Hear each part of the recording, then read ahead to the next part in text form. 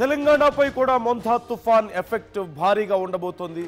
ఇవాళ రేపు ఎల్లుండి తెలంగాణలో భారీ నుంచి అతి భారీ వర్షాలు ఉండబోతున్నాయి. పెద్దపల్లి, ములుగు, భూపాలపల్లి జిల్లాల్లో అతి భారీ వర్షాలు ఉండబోతున్నట్టుగా తెలుస్తోంది.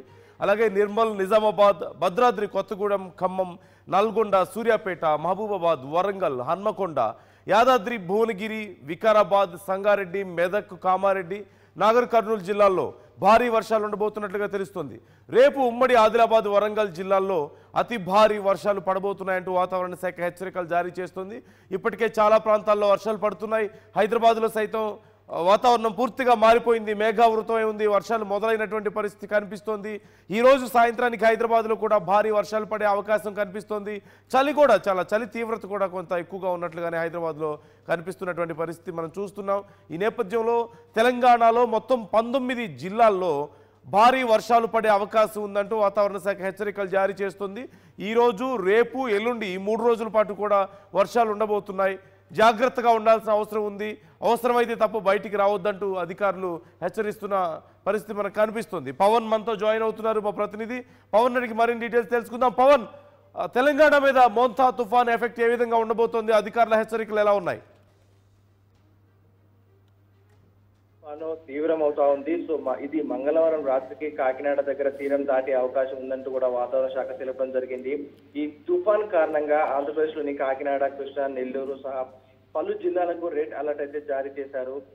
అటు తెలంగాణలోనూ పలు జిల్లాలకు భారీ వర్షాలు పడతాయంటూ కూడా వాతావరణ శాఖ అయితే వెల్లడించడం జరిగింది. సో బంగాళాఖాతంలో ఏర్పడిన మోంతా తుఫాను మరింత తీవ్ర రూపం దాల్చింది. ఇది ప్రస్తుతం నైరుతి పశ్చిమ మధ్య బంగాళాఖాతంలో కేంద్రీకృతం అయి ఉంది. గడిచిన 3 గంటల్లో గంటకు 13 నుంచి 18 కిలోమీటర్ల వేగంతో పశ్చిమ వాయువ్య దిశగా కదులుతా ఉన్నాయి ఇవన్నీ ఋతుపవనాలు కూడా. సో ఈ మోంతా తుఫాన్ ఎఫెక్ట్ అయితే భారీగా ఏపీలో చూస్తా ఉన్నారు. దీని ఎఫెక్ట్ తెలంగాణ మీద కూడా ఉంటుందంటూ కూడా చెప్తా ఉన్నారు. సో తెలంగాణ ఇవాళ, ఎల్లుండి భారీ వర్షాలు కురిసే అవకాశం ఉంది. పెద్దపల్లి, ములుగు, భూపాలపల్లి జిల్లాలో అతి భారీ వర్షాలు కురుస్తాయంటూ కూడా చెప్తా ఉన్నారు. అండ్ అదేవిధంగా నిర్మల్, నిజామాబాద్, భద్రాద్రి కొత్తగూడెం, ఖమ్మం జిల్లాలో కూడా తేలికపాటి వర్షాలు కురుస్తాయంటూ కూడా చెప్తా ఉన్నారు. అండ్ అదే విధంగా ఏదైతే ఈ తీర ప్రాంతానికి దగ్గరగా ఉంటాయి, నల్గొండ, సూర్యాపేట, మహబూబ్ నగర్, ఏదైతే ఏపీకి దగ్గరగా ఉంటాయి, ఏపీ బార్డర్ కి చెరువులో ఉంటాయి కాబట్టి వీటికి కూడా భారీ వర్షాలు కురుస్తాయంటూ కూడా చెప్తా ఉన్నారు. ఎందుకంటే నల్గొండకి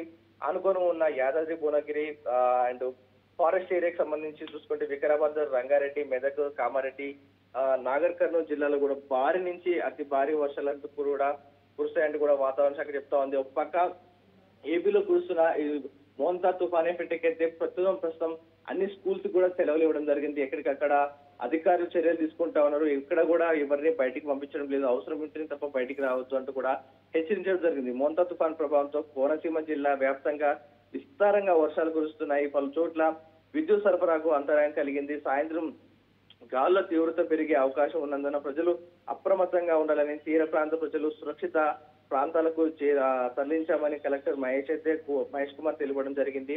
సో ఇదే ఎఫెక్ట్ మన తెలంగాణపై గత రాత్రి నుంచి కూడా చూపిస్తా ఉంది.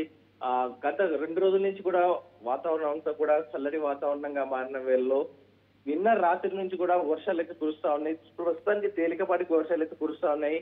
కానీ మరికొన్ని గంటల్లో, కానీ సాయంత్రం సమయం వేళల్లో భారీ నుంచి అతి భారీ వర్షాలు హైదరాబాద్ అంతా కూడా కురుస్తాయంటూ కూడా హైదరాబాద్ వెదర్ మ్యాన్ చెప్తా ఉన్నారు. సో హైదరాబాద్ ప్రజలు ప్రతి ఒక్కరు కూడా అప్రమత్తంగా ఉండండి. కుదిరితేనే బయటికి రండి. హైదరాబాద్ రోడ్లలో చిక్కుకోవద్దు.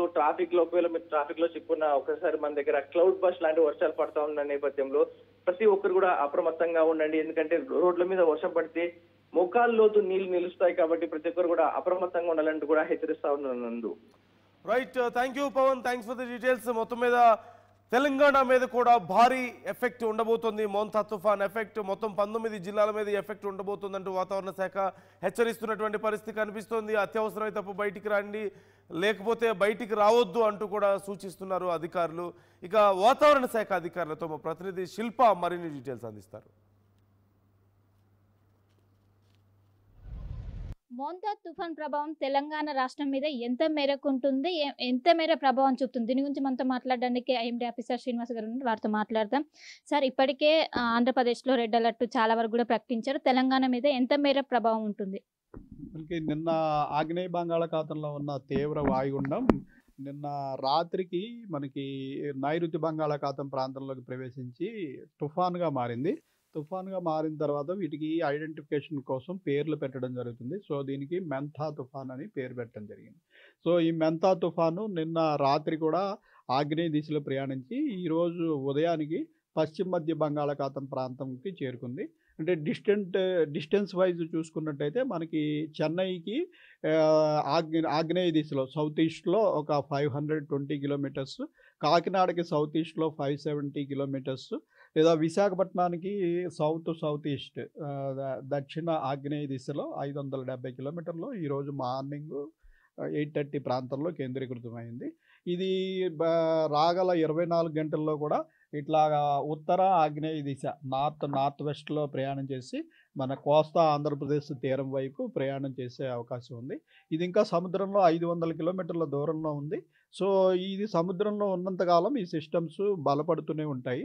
సో ఇది ఇంకా 500 కిలోమీటర్లు ప్రయాణించే సమయంలో రేపు మార్నింగ్కి మరింత బలపడి తీవ్ర తుఫాన్గా రేపు మార్నింగ్కి మారే అవకాశం ఉంది.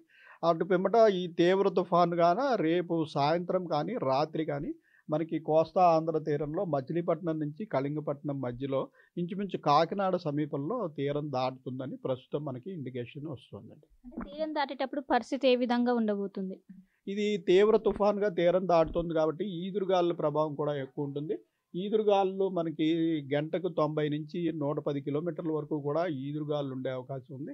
సో ముఖ్యంగా కోస్తా ఆంధ్రప్రదేశ్లో దీని ప్రభావం చాలా ఎక్కువ ఉంటుంది, అక్కడ క్రాస్ అవుతుంది కాబట్టి.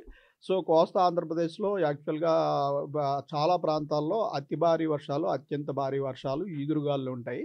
ఆ తర్వాత ఇది క్రాస్ చేసిన తర్వాత తెలంగాణకి ఆనుకుని ఇలా వాయువ్య దిశలో ప్రయాణం చేస్తుంది. సో మనకి చూసుకున్నట్టయితే తెలంగాణలో ముఖ్యంగా మనకి ఈ ఈశాన్య జిల్లాల మీద రేపు ప్రభావం ఎక్కువ ఉంటుంది. సో ఈశాన్య జిల్లాలన్నిటికీ మనము అలర్ట్లో పెట్టడం జరిగింది, orange alert, yellow alert. Orange alert చూసుకున్నట్టయితే పెద్దపల్లి, జయశంకర్, భూపాలపల్లి, ములుగు ఆ జిల్లాల మూడింటికి కూడా ఆరెంజ్ అలర్ట్.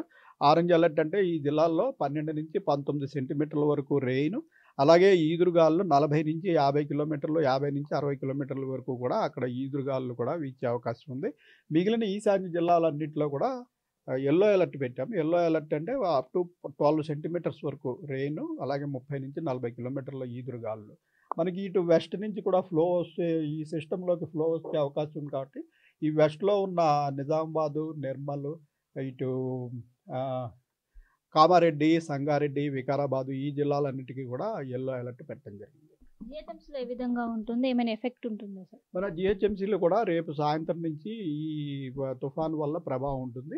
ఇంచుమించు మోడరేటు దగ్గరగా హెవీ రెయిన్ వరకు కూడా చేరుకునే అవకాశం ఉంది. రేపు సిటీలో కూడా ఎల్లో అలర్ట్ ఉంటుంది రేపు.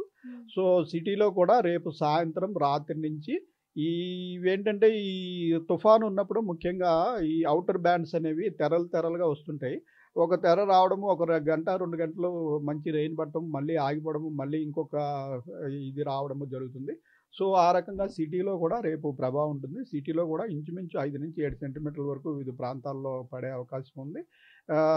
అలాగే ఈదురుగాల ప్రభావం కూడా సిటీలో కూడా ఉంటుంది.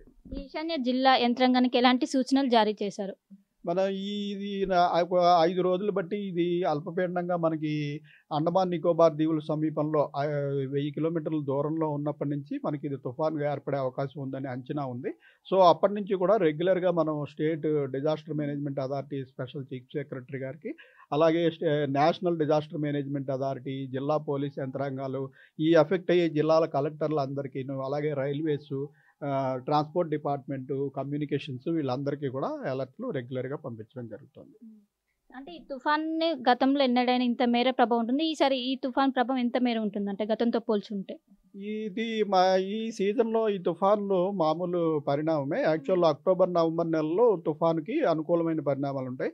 గతంలో కూడా ఈ సమయంలో మనకి 1-2 తుఫాన్లు రావడం అనేది ప్రతి సీజన్లోనూ జరుగుతుంటుంది. సో ఈ తుఫాను తీవ్ర తుఫానుగా దాటుతుంది.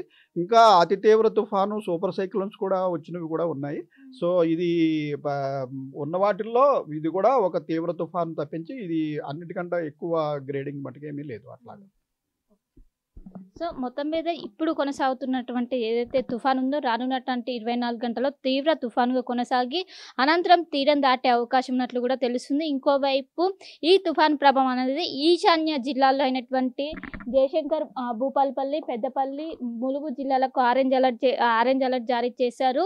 2 రోజుల పాటు రానున్నటువంటి 2 రోజుల పాటు కూడా అలర్ట్ జారీ చేశారు. ఇంకోవైపు Day 3 అంటే 29వ తారీఖు ఆదిలాబాద్, కొమరంభీం, ఆసిఫాబాద్, అదేవిధంగా జయశంకర్, భూపాలపల్లి, ములుగు ఈ జిల్లాలకు ఆరెంజ్ అలర్ట్ జారీ చేశారు. ఇప్పటికే జిల్లా యంత్రాంగం మొత్తం కూడా అందరూ జాగ్రత్తగా ఉండాలి. ఈ తుఫాన్ ప్రభావం ఏదైతే ఈశాన్య జిల్లాల పైన కనిపిస్తుంది, అందరూ జాగ్రత్తగా ఉండాలి. అండ్ ఎంటైర్ తెలంగాణ మొత్తం కూడా మోస్తారు వర్షం పడడానికి ఛాన్స్ ఉంది. ఇప్పటికే అటు జిహెచ్ఎంసీ అధికారులను కావచ్చు, అటు జిల్లా యంత్రాంగం మొత్తం కూడా అలర్ట్ జారీ చేసిన పరిస్థితి మనకు ఓవరాల్ గా కనిపిస్తుంది. కెమెరా విజయ్తో కలిసి శిల్ప, RTV, హైదరాబాద్.